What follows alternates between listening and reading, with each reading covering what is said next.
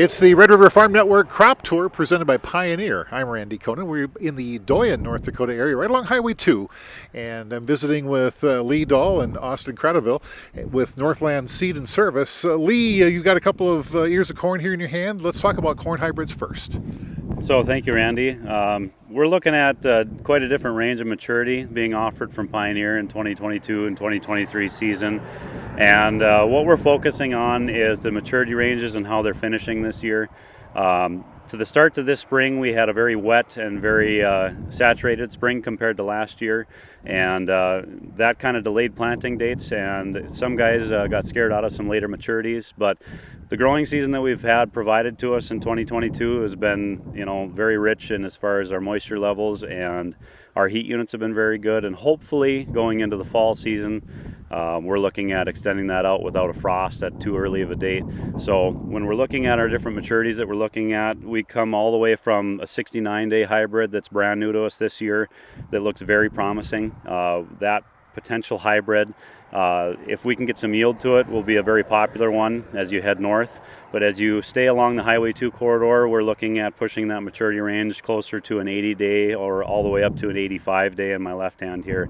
And all of them are starting to, even the 85-day is starting to dent down here, where they get a little bit more heat units. And that's where we're focusing on trying to get a little bit more yield potential out of pushing some of those maturity ranges. I was even noticing, too, pollination looked like it went well even with the heat that we had. Absolutely. I don't think we had too excessive amounts of heat, and pollination was that time frame of year wasn't too stressful for the plant.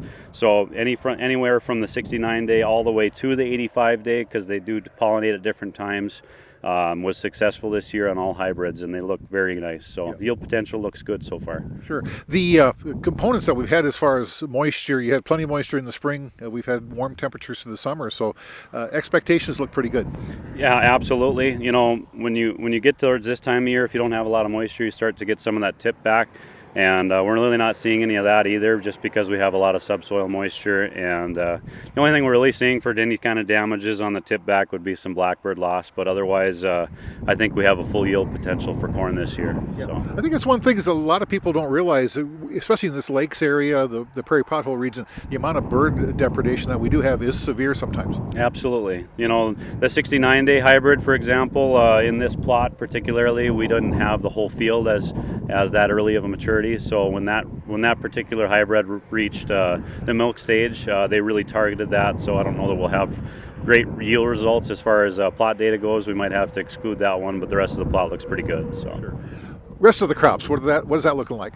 Excellent. When we say we need the later rains in the season, August rain seems to make soybeans a very successful crop for us, and we've gotten a couple of 1-inch rains in the last month, and I think that will target a lot of top-end yield potential on the soybean crop. So I think that as we look to finish out the end of the year, the later season crops, the early season crops like canola, I think are going to be successful as well. But the later season crops like corn and beans, I think are both going to be successful as well.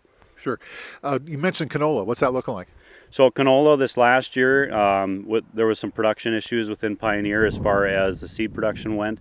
And in 2023, they've ramped that production up and also added different locations for breeding. So there's going to be good supply this next coming year of canola seed. And we've got a couple new straight harvest varieties that are out as well. So they're looking pretty nice too. So tell me about Northland Seed and Service. So Northland Seed and Service, we've hired a guy last year full time. His name is Austin Kratochvil, and we've been doing this for 1 full year now. And our services have really shined with some customers that we've gotten some good feedback on for the delivery services and the treating services that we provide. And I guess that so far has been very good and very successful so far. Talk about your footprint. The footprint, we're mainly north of Highway 2. Majority of our footprint goes from Highway 2 to the north up towards the Edmore area and east towards that Lincoln-Fordville area. And we cover a lot of different maturity ranges in that zone, which thankfully Pioneer has a wide range of maturities to choose from. So our footprint stands fairly wide in this area. Sure. Lee Dahl and Austin Kratochvil with Northland Seed and Service. This is the Red River Farm Network Crop Tour presented by Pioneer. I'm Randy Koenen.